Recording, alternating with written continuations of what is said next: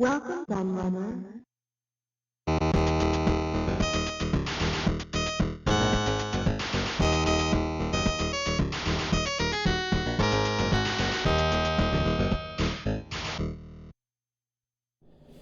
Hey everybody, Kieran O'Cavalier here, and I'm back with a midweek video for you, and something a little bit different this week. Makes a change from all the book and magazine reviews I usually do on a Wednesday, because this week we're going to be looking at some retro themed playing cards I picked up.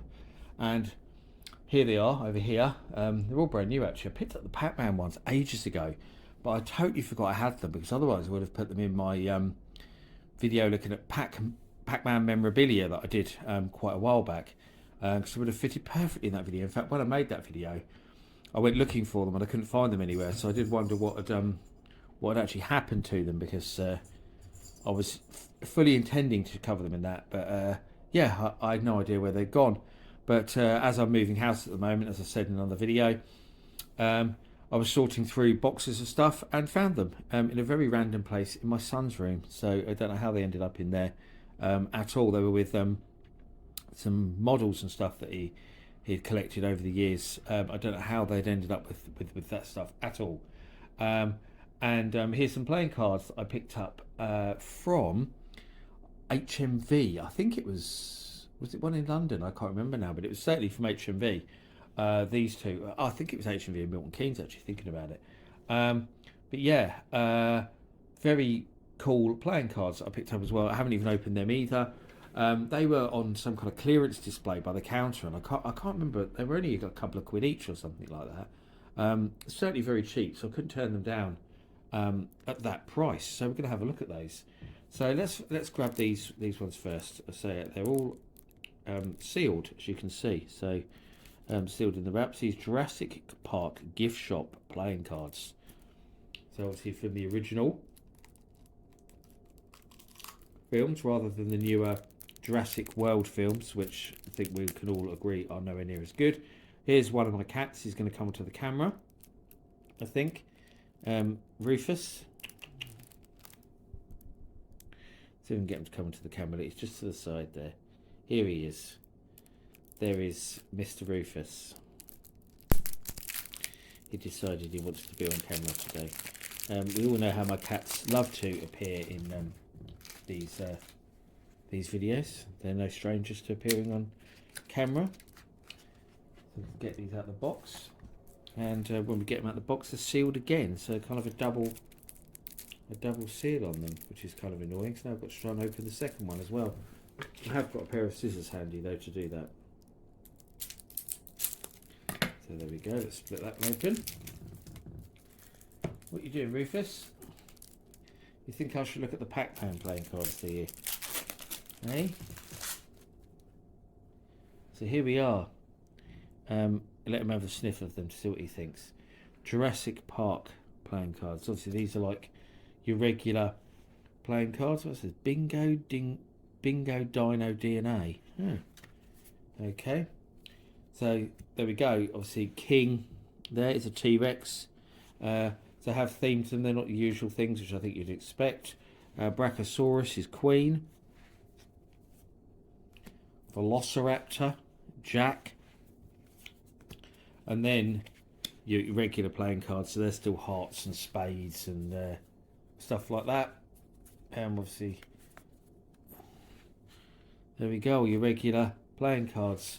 Not wholly exciting, I suppose, but they're kind of nice enough designs on them.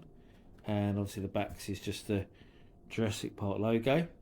So there we go, a nice set of Jurassic Park playing cards. I'll put those ones back. Hey Rufus. He's got bored now, he's off. And we'll grab these ones, which are, as you can see, might not have been obvious straight away, but they're Jaws. So really cool design on these. I love the packaging that they've done on these ones. Really very different. So again, we're going to have to try and get them open. Not as easy as it looks, because it's so tight, the plastic wrap on them. It's actually really hard to get undone, even with a pair of scissors. Oh, I'm failing miserably here. I did much better with the other set. These ones are total pain. He's now decided to sit there and have a wash just off to the side of the camera. Good old Rufus. So let's get them out. So again, we've got they're all sealed inside. So let's open the second seal now.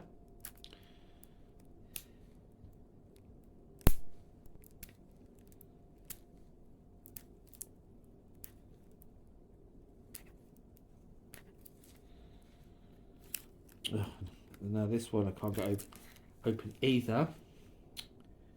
Oh, why are these so difficult? I should have really opened them before I started filming the video. I didn't realize they were going to be this hard to open. I just thought it might be it's quite cool to sort of open sealed stuff on camera. But there we go. So lovely design on them. Amity Island welcomes you. I really like that. I think that's a really cool design for the back of the cards. And yeah, here's the cards themselves. So Joker, just like I thought, he came up the Gulf Stream from Southern Waters. So it's got a quote from the film on there with a number plate. There's our king, which of course is Jaws himself. All this machine does is swim and eat. So really, really cool looking cards these are. These are much better than the Jurassic Park ones. We're going to need a bigger boat. It had to be on one of them, didn't it? It's on the Queen one, so the Queen is the boat. Awesome. Then on the Jack, the bite radius on this animal is different. So there we go. That was the first shark, if you remember in the film, they caught hanging up. And they were trying to say that wasn't the shark because it had a different bite. I saw Jaws quite recently because they did a remaster in the cinemas and I went and watched it. 3D remaster. It was quite cool to see it again, even though it was incredibly cheesy. And then obviously the rest of the playing cards are your regular standard playing cards. But I do like how they've done the face cards. You know, these are great. Really good how they've done those. So we'll put them away, and I've kept the more exciting ones, I suppose, until last, the Pac-Man ones. Let's do that over there. Rufus is still having a wash there on camera with his legs sticking up. So let's get these ones open. These are nice and easy to open. Just have to remove a bit of tape off the top. And then they come out. So there's 2 packs of cards in there. So let's look on the back of the box. Actually, it says 2 card decks, 3 levels, tons of fun. Collect pack dots, collect pack dots even, and fruit. Use power-ups and watch out for the ghosts. So it tells you a game is 5 to 15 minutes. 2 to 8 players, age 6+. So obviously officially licensed cards. So what we've got here, this is an instruction manual, I suppose, in here. Pac-Man the card game with a nice picture of the arcade game there. So level 1, level 2 starts. This is the Pac-Man, the classic retro arcade game, has been transported to your tabletop. Just like in the arcade, you'll need to collect pack dots and fruit, use power-ups and avoid the ghost to win. This card game has 2 levels, level 1 and level 2. Level 1 was designed to introduce you to the game to make sure you play on level 1 a few times before taking on level 2. To start the game, shuffle the level 1 deck and place it face down in reach of all of the players. The player who does the best impression of Pac-Man takes the first turn. And then the play goes clockwise, so you have to go wacka wacka wacka, something like that. So to the player on the left. On your turn, you can either draw cards or shut down until the end of the game. If you choose to draw cards, draw them one at a time, looking at each card individually. Once you've drawn a card and checked it, you need to decide whether to end your turn, keep drawing cards or shut down. You can draw up to 3 cards during your turn. After drawing your 3rd card, you have to end your turn or shut down. If you draw a pack dot or fruit, keep it secret and put it into your hand. These cards are worth points and will add to your score at the end of the game. If you draw a ghost, keep it secret and put it in your hand. If you ever have 3 ghosts in your hand, you're knocked out of the game. If you're knocked out, put your hand face up in front of you. If you draw a power up, place it face up in front of you and do what it says. Check the special rules section to find out more about these effects. Remember, players who have shut down or been knocked out by ghosts can't be affected by power-ups. If you choose to shut down in your turn, put your hand face down in front of you until the end of the game. If you can't draw any more cards during the game and any power-ups played can't affect you, you choose to shut down at any time during your turn, even if you've already drawn cards. Okay.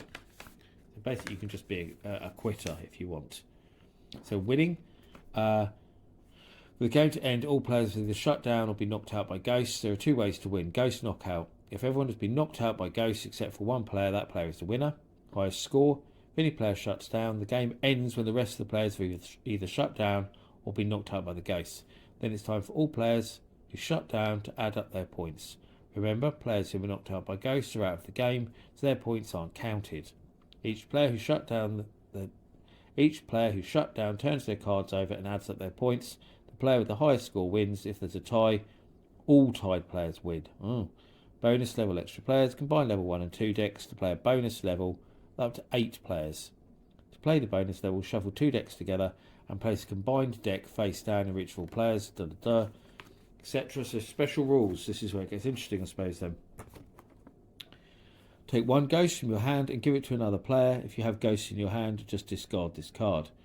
So these are the special cards you get. Choose 2 players, this includes yourself, to swap hands. If you're the only player who hasn't shut down or been knocked out by ghosts, just discard this card. Choose 1 player, they skip their next turn. If there are no other players who have shut down or been knocked out by ghosts, just discard this card. It's sounding a bit like Uno in many ways, isn't it, I think? Special rules level 2, so choose 1 player, choose how many cards that player draws on their next turn from 1 to 3 cards. Start with the player that draws this card and go around in normal turn order. All players who haven't been shut down and been knocked out by ghosts draw 1 card for the deck. This extra card doesn't count towards the maximum that a player can draw during their turn. Any power-up cards drawn of this card should be discarded without resolving their effects. And lastly, all players who haven't shut down or been knocked out by ghosts choose 1 card from their hand and pass it to the person on their left, keeping the card hidden from all players. That's a good one then, because you can offload your ghosts on someone else. Players with no card in their hand just accept the card from the player to their right and don't pass the card to their left. And credits to the people who came up with the game there. No credit to the guy who created Pac-Man though. That's a bit mean, isn't it? You think he would get a credit on there just for coming up with Pac-Man. So there we go. There's the instructions. It sounds quite fun actually. Might have to try and get my wife to play it later. So there's a pack there and there's a pack there. So it actually seems like they're exactly the same. They don't look any different from the back of them. But we'll open one. Well, these are a right bugger to open, these ones, because they're proper sealed. There's no folded over bits you can get hold of. It's just going to continue to wash his tail on camera. Good old Rufus. Right, so what do we have here? So we have cards that look like a maze. So obviously they don't do anything by the looks of things. They're your pack pellets cards. These are your fruit. So we've got cherries, we've got strawberries and cherries there. Strawberries, cherries, apples, oranges, all sorts. There we go. Look, all the usual ones that you'd find in Pac-Man. We've got ghosts. So there's Inky. There is Pinky. There's Clyde. And there's Blinky. So there's our ghosts. And here's some special cards. So here's the these action cards. And keys. So that's the special cards. It's described in the manual. So I'm guessing you have to check the symbols against what's on them, so you know what to do with them. I'm just going to open the other deck so we can see if there is any difference.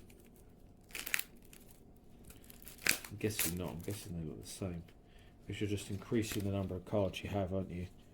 So these are all the pack pellet cards. Yeah, fruit. Oh no, different special cards at the back. Ah, okay. Oh look, it's for Galaxian. That's cool. Ship from Galaxian. Ghost Eyes. And that one's actually got Pac-Man on it, that last one. So yeah, with different special cards in the second deck then. Which makes it a bit more interesting. So yeah, it does seem that it's quite a lot like Uno. Which is certainly no bad thing, because I bloody love Uno. Uno's great. I used to play it a lot with my son, although my son used to cheat like you wouldn't believe. And would constantly make up new rules that didn't exist to try and stop him from losing. It used to get quite funny, really. We used to have to point out before we played that we were sticking to the actual rules. He even threw away the card in our pack that had the rules on it to stop us looking at it. Yeah, I'm sure everyone's experienced cheating Uno players over the years. But that's it, the Pac-Man card game. It's really cool. I really want to play it now. But I thought you might want to look at that. I don't know where you can get a hold of it or anything, but I'm sure it's not hard to find. But it certainly looks like a lot of fun to play. But that's it, really. That's a look at some retro themed card games and playing cards. I hope you enjoyed this video, and so does Rufus. And we will both see you again for another video very soon, won't we, Rufus? He thanks you for watching. Bye bye.